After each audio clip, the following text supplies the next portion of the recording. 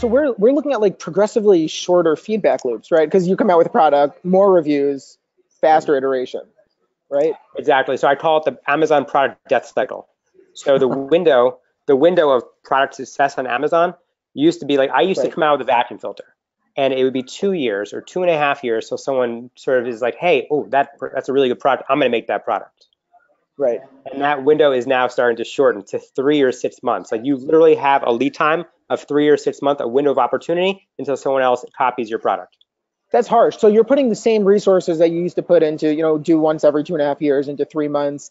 Doesn't that like eat into your profitability of developing private label? Doesn't that make it so much harder? Yeah, it does make it harder. That's why only the strong are going to survive. Right. Okay. So fast iteration, being really close to the market.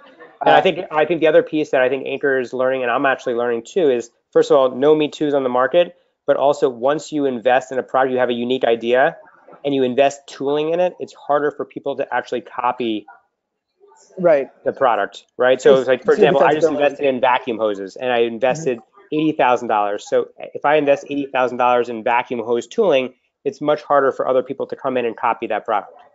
And I mean, I guess right off the bat, as soon as you put in $5,000, you're already getting rid of probably 80% of your competition, right? Because there's only so many people that are even putting out any money. Right? Like most of these like bottom feeders are just jumping on Alibaba and sourcing the Mhm. same exact crap that everybody else Exactly. is They're going sourcing. off the shelf. So if your product is off the shelf, you're going to be the most threatened. If your product is unique and innovative and has utility to it that solves a problem, and you've invested in tooling where they can't just rip it off the shelf, you're a winner.